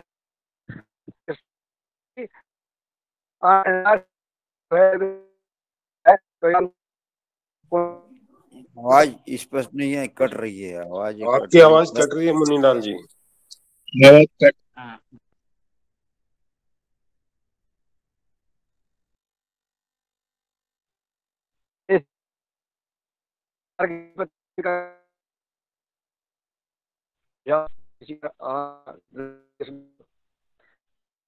आवाज आवाज कट रही है सर आपकी।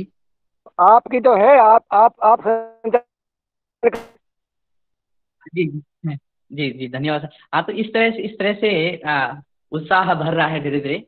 और मैं भी सोच रहा हूँ कि पूर्वोत्तर से, हालांकि मैं अरुणाचल तो नहीं जा पाया कल, वो इसलिए नहीं जा पाया कि लोगों ने कहा कि क्योंकि जो है सड़क मार्ग से सड़क बहुत अच्छी नहीं है और टाइम थोड़ा ज्यादा लग जाएगा। पता चला वहाँ पे भूमि पूजन हो गया और आचार्य श्री और पवन सर जी वापस लौट गए, मैं फिर पहुंच रहा हूँ, इसलिए मैं वहाँ पे नहीं गया। लेकिन बड़ा अच्छा लगा कि यहाँ से लगभग 5-6 घंटे के सफर पे हम उस क्षेत्र में जा सकते हैं आने वाले टाइम में। और दूसरा कि जो कि हम ये कार्यक्रम करने जा रहे हैं नर्मदा माता की आंगन में, तो ये उत्साह लोगों में भर रहा है और बहुत सुंदर। में एक चीज एक बात समझ में मेरी आ रही है कि क्यों ना अभी से अगर संभव हो अगले यानी एक हफ्ते पहले, इस कार्यक्रम के एक हफ्ते पहले से सुबह प्रभात फेरी, योगाहार फेरी या इस तरह से थोड़ा थोड़ा शुरू किया जाए विद्यार्थियों के साथ, ताकि वो जो हमारी मंत्र ध्वनि है माँ अन्नपूर्णा की वो गुंजायमान हो। और ये संदेश भी बड़ा अच्छा लगा कि गजानन महाराज जी के वहाँ पे जो पुण्यतिथि पे जो उत्सव मनाया जा रहा है महाराष्ट्र में, तो आदरणीय साबले साहब ने कल बताया कि वो भी कुछ एक छोटी सी यात्रा में 50-60 लोगों की यात्रा में योगाहार यात्रा करके उस उत्सव में शामिल हो रहे हैं। तो हम भी अगर संभव हो तो सुबह प्रभात फेरी, योगाहार फेरी के साथ हम एक हफ्ते पहले तैयारी कर सकते हैं। प्रणाम, धन्यवाद। ओम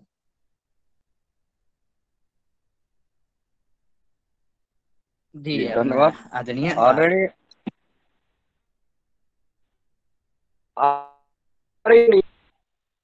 नहीं आ रही ना, तो समापन करा दें।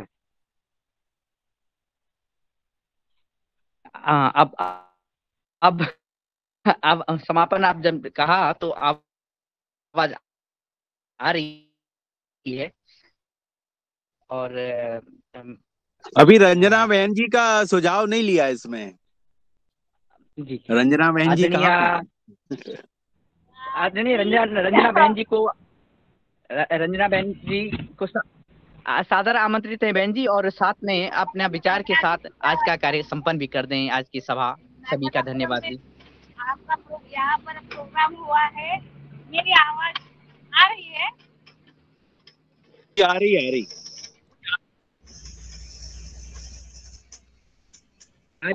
जी।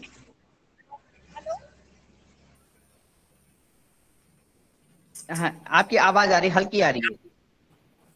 अच्छा, हाँ, तो गाड़ी में हूँ तो मेरा भी आना निश्चित है नर्मदापुरम में और शरद भैया जी के फॉर्म में।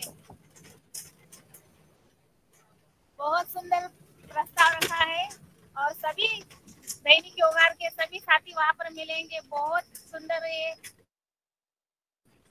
अविस्मरणीय हमारे सबके लिए रहेगा ये कार्यक्रम।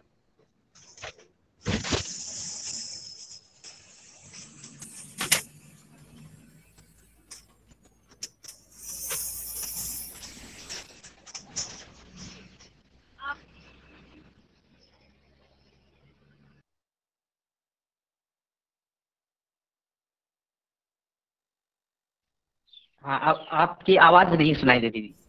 दिनेश भैया जी, मेरी आवाज आ रही है? जी जी बोलिएगा। हाँ, अब आ रही है, अब आ रही है।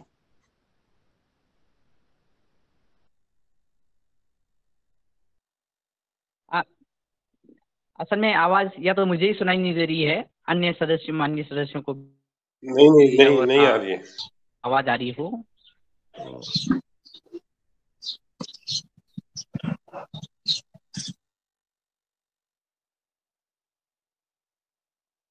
शरद भैया जी, हम निकल चुके हैं नर्मदापुरम के लिए, अभी से गाड़ी में है। जी रंजना दीदी, आपकी आवाज नहीं आ रही है। और आदरणीय साबले जी से निवेदन है कि वो अगर आवाज हमारे ओम जी ओम। ओम विनोद भैया जी। साथ में ओम। नीलकंठ साबले जी से निवेदन है कि वो अपना विचार रखें। जी जी स्वागत जी। ओम जी ओम। ओम। हाँ बोलिए दीदी, प्रणाली दीदी जी बोलिए। हाँ हाँ, आज ही मैंने इस कार्यक्रम के बारे में विस्तृत से सुना, तो